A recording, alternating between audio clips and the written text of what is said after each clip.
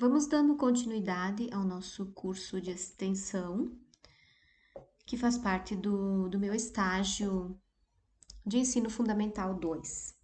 E hoje falaremos um pouco sobre o nazismo. O aprofundamento da crise após o término da Primeira Guerra favoreceu, por um lado, o crescimento de socialistas e comunistas nas eleições. Por outro, abriu caminho para o surgimento de partidos que prometiam soluções rápidas e mágicas. Um desses partidos foi o Partido Nazista, fundado em 1919, ano em que admitiu em seus quadros o ex-cabo Adolf Hitler. Discursando ao público, Hitler culpava os políticos liberais pela derrota da Alemanha na guerra e pelas condições humilhantes impostas ao país pelo Tratado de Versalhes.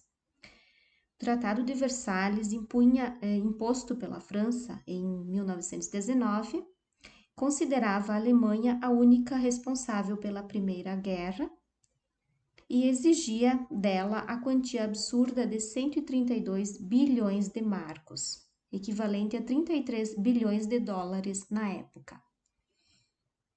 Para atrair e envolver os alemães, Hitler dizia que o povo alemão era superior aos demais e que, apesar disso, estava entregue aos pontapés do resto do mundo. Com esse discurso inflamado e demagógico, Hitler tornou-se em pouco tempo o líder absoluto dos nazistas. Em 1920, o Partido Nazista criou as SA, tropas de assalto, encarregadas de eliminar fisicamente seus adversários políticos. 3 anos depois, Hitler tentou a tomada do poder por meio de um golpe de Estado na cidade alemã de Munique, mas fracassou e foi preso. Na cadeia, ele produziu boa parte de um livro contendo os princípios básicos do nazismo. São eles: a superioridade da raça ariana. Para Hitler, existia uma raça pura, a ariana, da qual provinham os alemães, que era superior a todas as outras. O antissemitismo, os nazistas justificavam seu ódio aos judeus, dizendo que eles haviam contaminado a raça ariana. Assim, para salvar a Alemanha e purificar a raça ariana, os judeus deviam ser exterminados. E o espaço vital era a necessidade de um espaço vital, era a ideia defendida, segundo a qual a Alemanha necessitava de mais territórios para realizar seu sonho de grandeza. Os alemães precisavam conquistar territórios de outras nações a fim de se realizarem plenamente. A ascensão dos nazistas. Desde 1925, a Alemanha republicana era governada pelo general Paul von Hindenburg, que com a ajuda de capital norte-americano colocou em prática um programa de recuperação econômica e fortaleceu a democracia no país. Líderes radicais como Hitler tinham perdido a credibilidade e Berlim, a capital do país, tornara-se palco de intensa atividade artística e cultural. Mas, com a crise de 1929, a situação se alterou profundamente. Na Alemanha, a produção caiu, a inflação disparou e o desemprego trouxe consigo a fome, a humilhação e a falta de esperança. Entre 29 e 32, o número de desempregados na Alemanha saltou de 2 milhões para 6 milhões, quase um terço do total de trabalhadores da Alemanha. Nesse cenário deprimente, Hitler apresentou-se como o salvador da pátria e conquistou a simpatia de milhões de alemães. Nas eleições parlamentares de 1929, os nazistas haviam obtido apenas 3% das cadeiras. Em 1933, sob o efeito da crise, conseguiram cerca de 44% do total de votos. Obtendo a maioria no parlamento, os nazistas pressionaram o presidente Hindenburg e este cedeu a Hitler, no início de 1933, o cargo de chanceler, que seria o chefe de governo. No poder, Adolf Hitler implantou uma das mais cruéis ditaduras da história da humanidade. Os nazistas queimavam livros, demitiam democratas e comunistas de seus empregos e perseguiam duramente os judeus. Eles foram proibidos de namorar, casar ou manter relações sexuais com pessoas de sangue alemão. Em 1934, com a morte de von Hindenburg, Hitler assumiu a presidência com o título de Führer, que significa guia, condutor. No governo, não cumpriu nenhuma de suas muitas promessas. Os salários foram congelados, a reforma agrária ficou só no papel e os trustes ganharam maior liberdade. Magnatas como os do grupo alemão Krupp aderiram ao nazismo. Então, Hitler e seus auxiliares intensificaram a propaganda e a violência física contra os adversários. Na política externa, a Alemanha nazista aliou-se à Itália fascista em 1936, ano em que, por forte pressão de Hitler, a capital alemã sediou os Jogos Olímpicos. A intenção do Führer naqueles jogos era comprovar a superioridade alemã. As Olimpíadas de 1936, Esporte e Racismo. Em 1936, os Jogos Olímpicos foram organizados em Berlim. Disposto a impressionar o restante do mundo, Hitler mandou construir um estádio para 100.000 pessoas. Gastou cerca de 30 milhões de dólares para erguer a Vila Olímpica, onde seriam recebidos 4.000 atletas de todos os continentes, e encomendou a uma consagrada cineasta alemã a direção do filme oficial da competição, que deveria ser um louvor aos ideais nazistas. No entanto, nem tudo saiu como Hitler desejava. Inicialmente, ele foi obrigado a aceitar na equipe da Alemanha 2 atletas alemãs de origem judia, Gretel Bergmann, atleta de salto em altura, e Helene Meyer, esgrimista que havia ganhado uma medalha de ouro nos Jogos Olímpicos de 1928.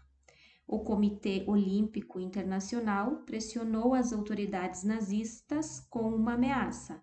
Se elas fossem proibidas de participar, a Alemanha não sediaria os Jogos.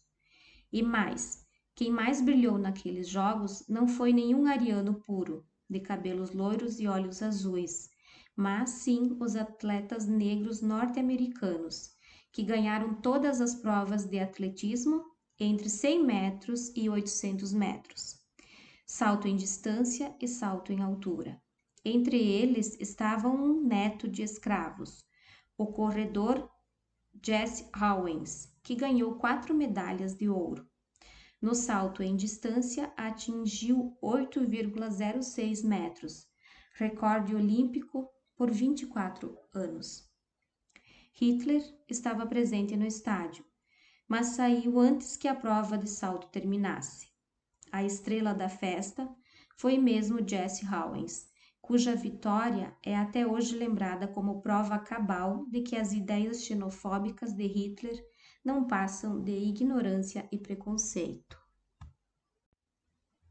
Para empolgar as multidões, Hitler recorria a uma oratória demagógica, de gestos exagerados, e prometia tudo a todos, sabendo de antemão que não cumpriria. Em seguida, vamos ver a simbologia da suástica. A associação da suástica com o nazismo é quase sempre automática. Ao pensar em nazismo, num instante vem à mente a imagem de uma suástica. O que muita gente desconhece, porém, é que esse símbolo não foi inventado pelos nazistas. Não se sabe exatamente quando foi usado pela primeira vez, mas é certo que ele tem milênios de história. Ornamentava, por exemplo, objetos decorativos e utensílios domésticos da antiga Mesopotâmia, o atual Iraque, datadas de 7.000 anos antes de Cristo. Foi usado também por bizantinos na Europa, maias e astecas na América Central e índios navajos na América do Norte. Para todos esses povos, a suástica era uma representação de boa sorte. Não por acaso, a palavra vem do sânscrito svastika, que quer dizer condutora do bem-estar. Se a suástica sempre foi um signo do bem, por que ela acabou virando um ícone do regime mais atroz e repugnante da história moderna? A explicação passa pelas teorias delirantes que os nazistas tinham sobre a suposta origem ariana do povo germânico. Tudo começa com uma senhora conhecida como Madame Helena Blavatsky, que vivia na Alemanha. Depois de passar uma longa temporada na Índia, no fim do século XIX. Esotérica, ligada em ocultismo, entre outros temas do além, um dia ela decidiu publicar A Doutrina Secreta, livro que ajudou a estabelecer as bases não só para a tese de ascendência ariana do povo alemão, mas também para a ideia de que a suástica era um símbolo muito utilizado pelos arianos. Na mesma onda da excêntrica Madame, surfavam o poeta nacionalista Guido von List e o jornalista George Lans von Liebenfels, ambos místicos de renome, ideólogos racistas e antissemitas declarados. Para eles, a suástica representava o próprio ato de criação da raça ariana. Essa história fez a cabeça de Hitler, que decidiu adotá-la como efígie do partido nazista e símbolo mais eloquente de seu governo. A resistência contra o nazismo. Em diferentes países ocupados pelas tropas nazistas, surgiram diversos movimentos de resistência. Os partisans, partidários, que atuaram na França, Iugoslávia, Itália, Grécia, Albânia, Bielorrússia, entre outros países, são os principais exemplos. Na França, esses grupos, os partisans, organizavam sabotagem aos trens e meios de comunicação, recorriam à espionagem e a uma grande rede de informações sobre os nazistas, realizavam greves, destruíam cartazes da República de Vichy, entre outras ações. Na Iugoslávia, os partisans criaram guerrilhas armadas que foram essenciais para conter os alemães na região. Além de lutar contra os nazistas, eles pretendiam derrubar a monarquia do país. Pela sua atuação, foram muito apoiados pelos aliados. Já na Bielorrússia, os partisans formaram uma grande resistência judaica. Eles ajudaram os judeus a fugirem dos nazistas e criaram comunidades escondidas nas florestas. A banalidade do mal. Antes mesmo de terminar a guerra, os aliados decidiram julgar os nazistas por crimes de guerra e contra a humanidade. O primeiro julgamento, ocorrido em Nuremberg, na Alemanha, entre novembro de 45 e outubro de 46, condenou algumas autoridades alemãs à morte por enforcamento, à prisão perpétua ou ao cárcere de 10, 15 e 20 anos.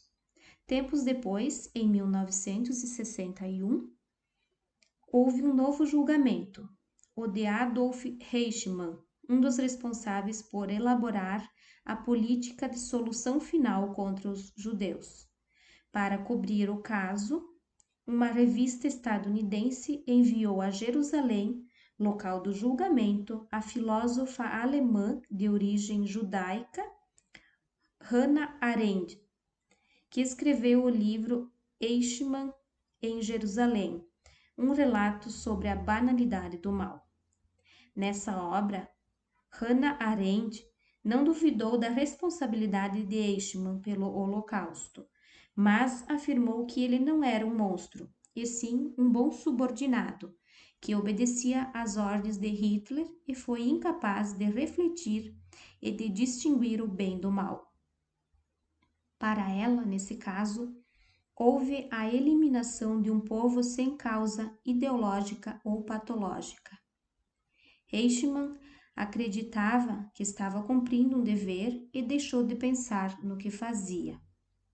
Essa afirmação tornou-se uma polêmica e a filósofa foi duramente criticada por intelectuais e pela comunidade judaica. Mesmo assim, Hannah Arendt colocou um ponto interessante para se pensar: a importância da autorreflexão para evitar a banalidade do mal. A afirmação de Hannah Arendt foi considerada um golpe contra os judeus, por ser ela alemã de origem judaica. E assim vamos chegando ao final de mais uma aula, aonde podemos perceber que a ideologia de um partido, no caso o nazista, levou à morte milhões de pessoas. Até a próxima!